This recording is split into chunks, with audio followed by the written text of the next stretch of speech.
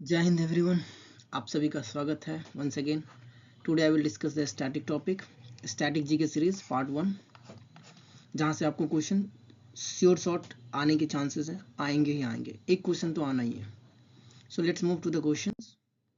So today we will discuss the topic, that topic is important treaties and agreement.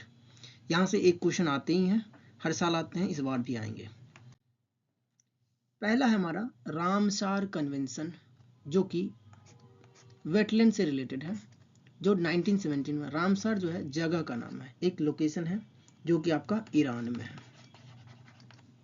ये wetland से related है, जो कि conservation of wetlands को लेकर काम करता है।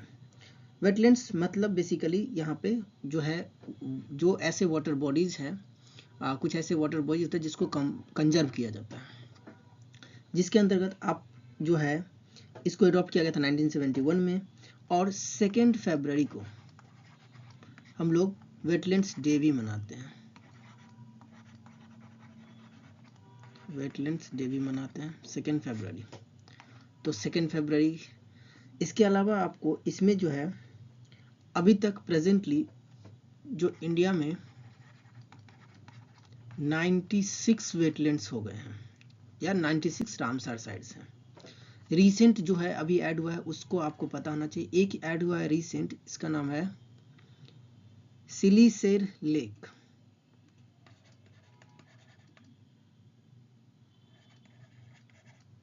जो कि आपका राजस्थान में है। सिलीसेर लेक आपका राजस्थान में है।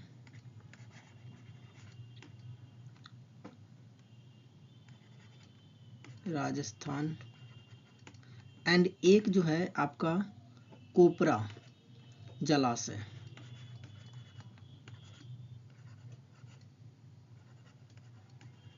कोपरा जलाशय जो कि आपका छत्तीसगढ़ में है।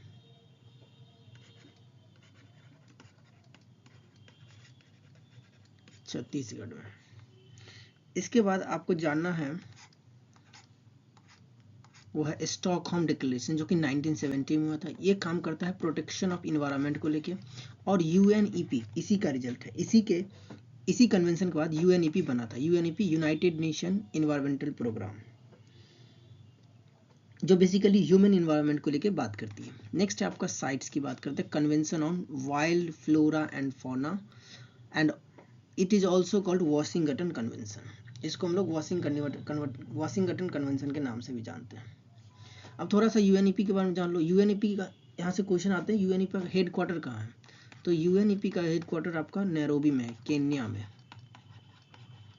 नैरोबी जो कि केन्या में है। नेक्स्ट है हमारा CMS। CMS कहने का मतलब हुआ कि कन्वेंशन ऑफ माइग्रेटरी स्पीसीज, जो कि 1979 में होता है। इसका काम है बेसिकली वाइल्ड एनिमल्स को लेके काम करता है, और इसी को बोन कन्वेंशन के नाम से भी जाना जाता है, फॉर द वाइल्ड एनिमल्स। तो आपको बस याद रखना है कि कन्वेंशन ऑन माइग्रेटरी स्पीसीज यानी कि बोन कन्वेंशन रिलेटेड किस चीज़ से, तो वाइल्ड एनिमल्स के कंजर्वेशन से रिलेटेड है। नेक्स्ट है नैरोबी डिक्लेरेशन, बहुत इंपॉर्टेंट है, 1982 में हुआ था। 10th anniversary of the Stockholm declaration, जो कि आपका 1972 में हुआ था। इसके बाद आपका वियना कन्वेंशन, जो कि 1984-85 में हुआ था, और इसका काम था basically protection of ozone layer की बात करता है। तो ये बहुत इंपॉर्टेंट है, वियना कन्वेंशन ओजोन लेयर से प्रोटेक्शन की बात करता है। ये आपको पता होना चाहिए, कई बार आया भी है, सीडीएस एफकेट में भी आया है, सीडीएस में भी आया, एक बार आया है। देन है मॉन्ट्रियल प्रोटोकॉल 1987, ये भी इसी से जुड़ा हुआ है, ओजोन लेयर से जुड़ा है, बट यहाँ पे वो सबस्टांस की बात करता है जो ओजोन लेयर को डिप्लीट करता है, जैसे CFC हुआ, क्लोरोफ्लोरोकार्बन, ये सब मेन इंपॉर्टेंट यही है, जो कि बहुत ज़्यादा सीवियरली डैमेज करता है। देन आपके पास है रियो अर्थ समिट, 1992 हुआ था। ये भी है इन्वायरमेंट कंजर्वेशन एंड डेवलपमेंट को लेकर काम करती है। रियो अर्थ समिट 1992 हुआ था। नेक्स्ट है CBD हुआ था, कन्वेंशन ऑन बायोलॉजिकल डाइवर्सिटी। इसके 2 पार्ट थे। एक हुआ था इसमें कार्टेजिना प्रोटोकॉल जो बायोसेफ्टी को लेके हुआ था, और दूसरा था नगोया प्रोटोकॉल जो बेसिकली नगोया जापान में 2010 में हुआ था। यहाँ से दोनों का नाम याद होना रहना चाहिए, ऑप्शन में आते हैं एसर्सन नॉलेज। फिर है UNCCD, United Nation convention to combat desertification को लेके काम करता है। यानी कि ये 1994 में, इसका भी हेडक्वार्टर जो है आपका बोन में ही है। बोन है कहाँ, तो ये पता होना चाहिए, जर्मनी में है। एंड ये है कॉम्बैट डेजर्टिफिकेशन को लेकर काम करता है, कि डेजर्टिफिकेशन पे काम करता है बेसिकली। इसके बाद आपको याद रखना है क्योटो प्रोटोकॉल जो कि 1997 हुआ था। इसका मेन फंक्शन है to fight against the global warming, ये भी बहुत इंपॉर्टेंट है।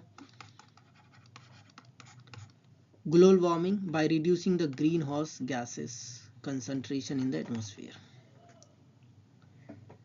नेक्स्ट है रोटरडम कन्वेंशन 1998 में हुआ था, और इसका काम था कि प्रायर इन्फॉर्म करना है procedure for certain hazardous chemicals and pesticides. जो भी केमिकल हजार्डस है, केमिकल्स है जो हजार्डस है, और जो भी पेस्टिसाइड्स है जो इंटरनेशनल ट्रेड में पहले इन्फॉर्म करना है। ये इसको बेसिस पे हुआ था कि अगर किसी प्रकार का इन्फॉर्मेशन इंटरनेशनल ट्रेड होता है तो उसमें PIC जो है प्रोसीजर फॉर सर्टेन क्या हजार्डस केमिकल्स एंड पेस्टिसाइड्स, उसको लेकर इंटरनेशनल ट्रेड में प्रायर इन्फॉर्म करेंगे। इस बेसिस पे था रोटरडम। तो बेसिकली ये हजार्डस बेस्ट से रिलेटेड है। नेक्स्ट था बेसल कन्वेंशन जो कि आपको transboundary movement of hazardous waste की बात करता है एंड उसके डिस्पोजल की बात करता है। एक लोकेशन से दूसरी लोकेशन, एक इंटरनेशनल लोकेशन की बात करते हैं, एक बॉर्डर से दूसरे, ट्रांस बॉर्डर। इसके बाद स्टॉकहोम कन्वेंशन 2001 में हुआ था, वो POP से रिलेटेड था, यानी कि परसिस्टेंट ऑर्गेनिक पॉल्यूटेंट्स, उस पर था। एंड देन किगाली एग्रीमेंट जो कि 2016 में हुआ था, ये भी बहुत इंपॉर्टेंट है। ये अमेंडमेंट हुआ था मॉन्ट्रियल प्रोटोकॉल को लेके। और सबसे इंपॉर्टेंट जो कि है आपका मिनीमाता कन्वेंशन जो कि 2013 में हुआ था। द प्रोटोकॉल ये जो था basically to protect health and environment from the adverse effect of mercury. तो सीधा सीधा पूछता है कि Minamata convention is related to which of the following, और वहाँ ऑप्शन में आपको मरकरी मिलेंगे अगर ऐसा यहाँ से क्वेश्चन आते हैं तो। देन आपके पास है UN रीड। सो UN रीड जो है ये रिलेटेड टू फॉरेस्ट है। अगर इसकी बात की जाए तो ये फॉरेस्ट से रिलेटेड है, इससे ज़्यादा जानने की जरूरत नहीं है, बहुत डिटेल में जाना नहीं है।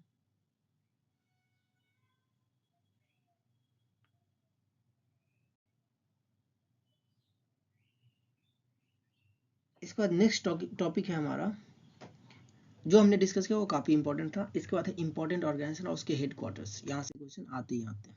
तो आपको ज़्यादा नहीं करना, जैसे मैंने अभी POQ सीरीज एक वीडियो में डिस्कस वहाँ आप देखे होंगे, ये क्वेश्चन आता है यूनाइटेड नेशन कब स्टैब्लिश हुआ था।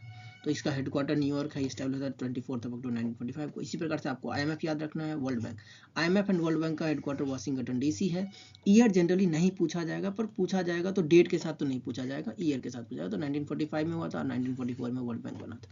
यूनेस्को बहुत इंपॉर्टेंट है। यूनेस्को का हेडक्वार्टर पेरिस में है, फ्रांस में है। IAEA international atomic energy agency जो है, इसका हेडक्वार्टर वियना ऑस्ट्रेलिया में 1957 में स्टैब्लिश हुआ था। ISA इंटरनेशनल सोलर अलायंस बहुत इंपॉर्टेंट है क्योंकि इसका जो फंडिंग मेंबर है, फंडिंग जो है बेसिकली इंडिया है। इसका हेडक्वार्टर गुरुगांव में हरियाणा में है, इसलिए और भी ज़्यादा इंपॉर्टेंट। इसके बाद सार्क पता होना चाहिए, हेडक्वार्टर काठमांडू में है, 1985 में स्टैब्लिश होता है। SCO बीजिंग चाइना में है, 2001 में हुआ था। आसियान जकार्ता में है, 1967 में स्टैब्लिश हुआ था। और इसके बाद IOC जो है international Olympic committee, Lausanne Switzerland में हेडक्वार्टर्स का 1894 में स्टैब्लिश था।